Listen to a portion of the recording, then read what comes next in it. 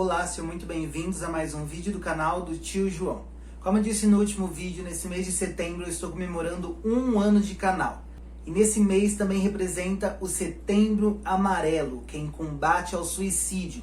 Um assunto muito importante de se falar, principalmente sobre a área psicológica, que é uma área que, infelizmente, entre nós cristãos, ainda tem um tabu sobre ela.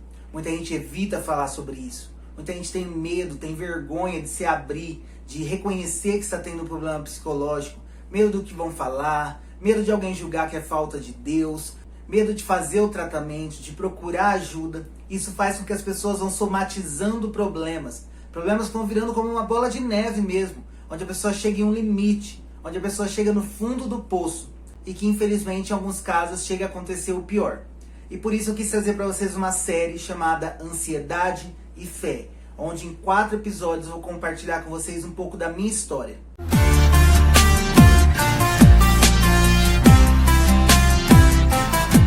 Nesse primeiro episódio eu quero dizer para vocês uma das fases mais difíceis de se ter um problema psicológico, que é reconhecer o problema. Para quem já me acompanhava aqui no canal sabe que eu fiquei mais de um mês sem postar vídeo. Eu fiquei do meio de julho até agora setembro sem postar nenhum vídeo no canal. E essa pausa não foi programada, mas ela foi necessária. Tudo isso por conta de um problema que tem assolado muita gente. Uma doença chamada ansiedade. Algo que eu já tenho há muitos anos, mas que eu fui enrolando, fui deixando pra lá, achando que era frescura, que ia passar, que eu deveria simplesmente orar, que Deus ia me curar. E eu fui enrolando até que chegou um ponto que não deu mais. E eu tive sim que fazer uma pausa para me cuidar. Eu tenho lembrança assim desde muito pequeno. Eu muito ansioso, muito aflito. Pequenas coisas me davam um pânico, me davam uma aflição, uma sensação de crise mesmo, desde muito pequeno. Só que essas crises, essa sensação de medo, de pânico, do que vai acontecer, essa ansiedade, sempre aconteceu em crises muito rápidas e não eram nada frequente, raramente acontecia. Então era uma coisa rápida, que passava rápido também, mas com o passar dos anos essas crises foram aumentando.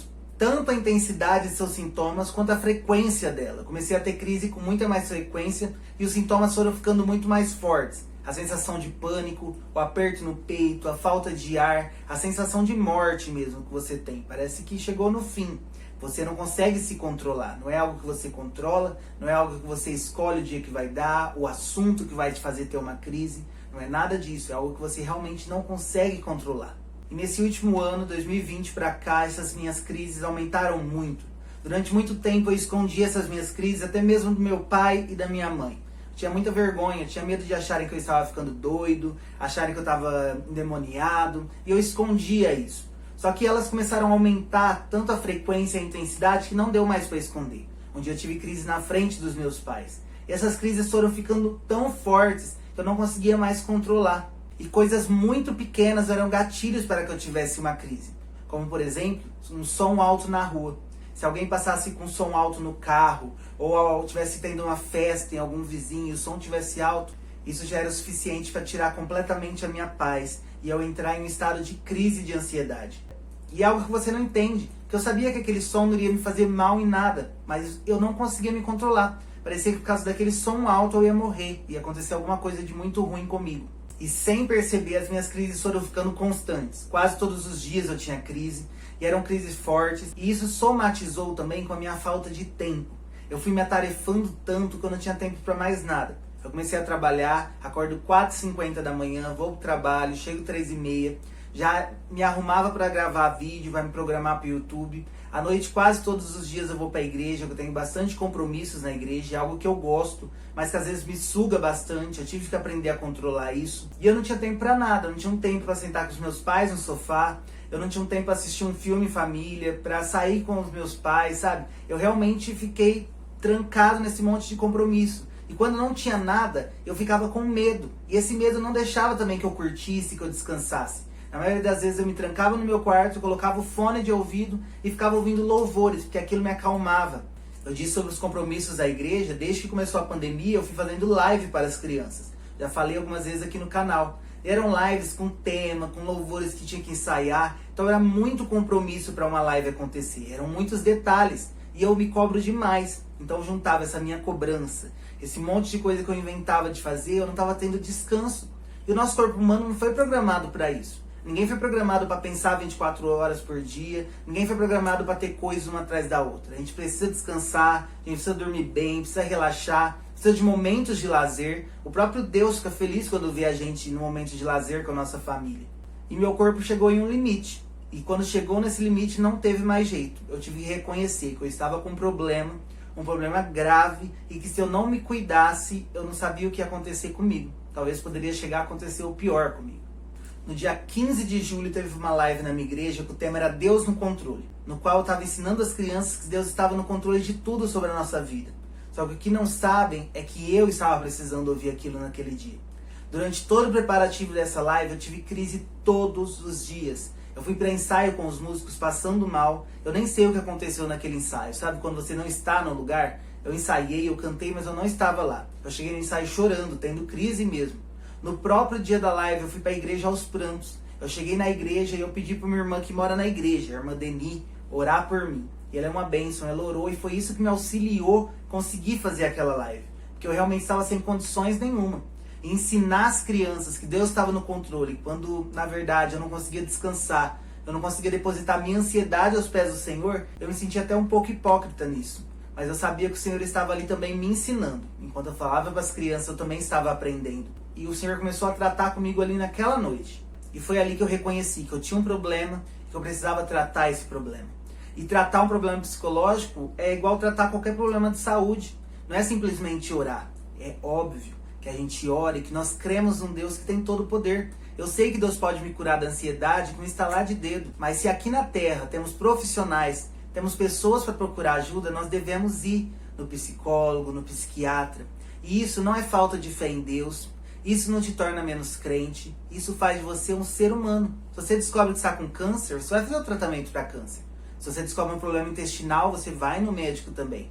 E por que na área de psicológica a gente deposita tudo só em Deus? Não, tem pessoas que foram capacitadas para isso. Nós precisamos buscar ajuda médica também. Quando nós reconhecemos o problema, nós precisamos buscar ajuda médica.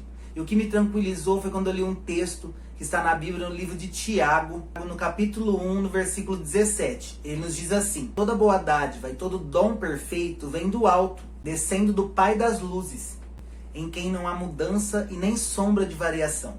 Sabe o que eu aprendi com isso?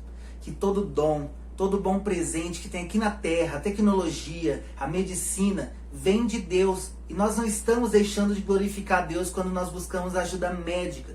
Os médicos estão aqui para nos auxiliar. E quem deu essa sabedoria, essa capacidade para que eles entendessem o cérebro humano, que é a maior criação do Criador, foi Deus. Então, se existe médico, se existe tratamento, nós precisamos buscar ajuda médica.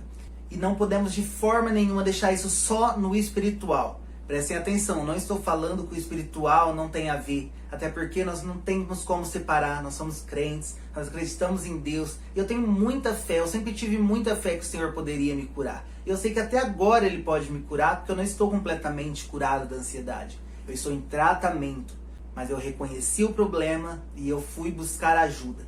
E se você chegou até aqui, eu quero te avisar que eu vou continuar contando sobre isso no próximo episódio da série Ansiedade e Fé, onde eu vou falar como foi quando eu busquei ajuda, o que começou a acontecer na minha vida.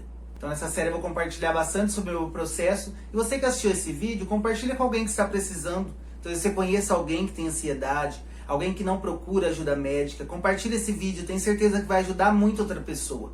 Quando eu decidi compartilhar esse meu processo, eu confesso que eu fiquei com um pouco de vergonha. Eu ainda tenho um pouco de vergonha de falar sobre isso. Mas eu decidi compartilhar esse processo porque tudo que nós passamos faz sentido quando é para a honra e glória de Deus. Então toda lágrima que eu derramei, todo choro que eu tive, toda crise que eu tive durante esse processo, se for para abençoar outras vidas, vai ter valido a pena passar por cada um deles. Então compartilhe esse vídeo com seus amigos, me ajude a alcançar mais e mais pessoas. E você que chegou até aqui, que não é inscrito ainda no canal, se inscreve no canal, me ajuda, deixa o seu like, comenta aqui embaixo o que você achou e já ativa o sininho, assim você não perde mais nenhum vídeo do canal. Me segue também no meu Instagram, @tiojoãomarcelo. Até dia 29 de setembro de 2021 vai estar tendo um sorteio super especial lá. Então entra lá para conferir. Então por hoje foi isso, até mais, beijos e tchau!